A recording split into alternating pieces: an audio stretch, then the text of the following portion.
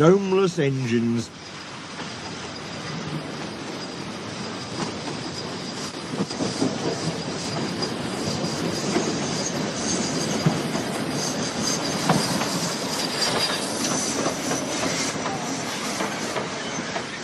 A special train arrived one day, and the fat controller welcomed the passengers.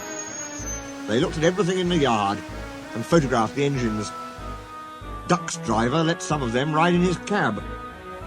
"They're the Railway Society," his driver explained. "They've come to see us. Their engine's City of Truro. He was the first to go 100 miles an hour. Let's get finished, then we can go and talk to him." "Oh," said Duck, awed. "He's too famous to notice me."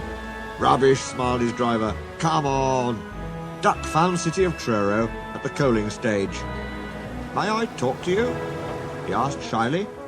"Of course," smiled the famous engine. "I see you are one of us." "I try to teach them our ways," said Duck modestly. "All ship-shape and Swindon fashion, that's right." "Please, could you tell me how you beat the South Western?" So City of Truro told Duck all about his famous run from Plymouth to Bristol more than 50 years ago.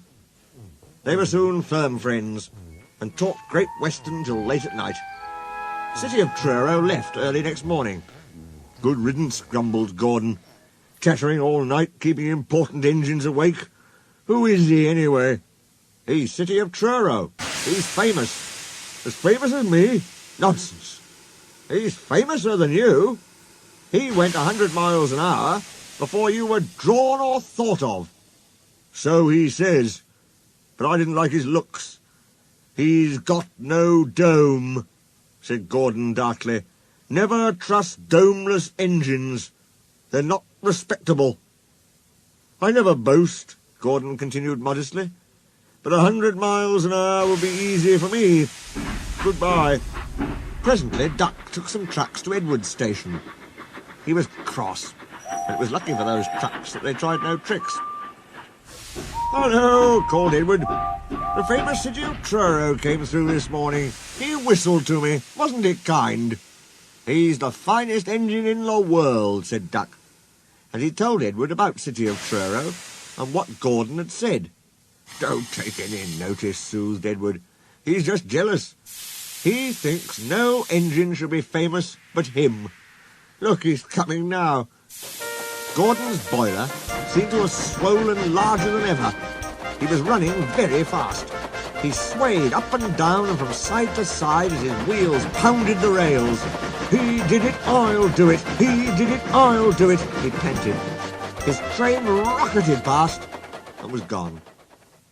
Edward chuckled and winked at Duck. "Gordon's trying to do a City of Truro," he said. Duck was still cross. "I should think he'll knock himself to bits," he snorted. "I heard something rattle as he went through." Gordon's driver eased him off. "Steady, boy," he said. "We aren't running a race." "We are, then," said Gordon. He said it to himself. "I've never known him ride so roughly before," remarked his driver. His fireman grabbed the brake handle to steady himself. "He's given himself a hammering, and no mistake." Soon Gordon began to feel a little queer. "The top of my boiler seems funny," he thought. "It's just as if something was loose. I'd better go slower." But by then, it was too late.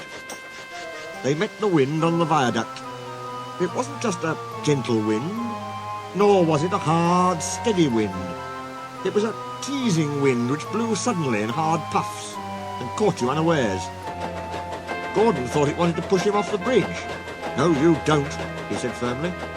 But the wind had other ideas. It curled round his boiler, crept under his loose dome, and lifted it off and away into the valley below. It fell on the rocks with a clang. Gordon was most uncomfortable. He felt cold where his dome wasn't. Besides, people laughed at him as he passed.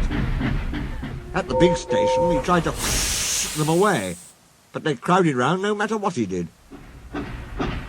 On the way back, he wanted his driver to stop and find his dome. He was very cross when he wouldn't. He hoped the shed would be empty, but all the engines were there waiting. "Never trust domeless engines," said a voice. "They aren't respectable."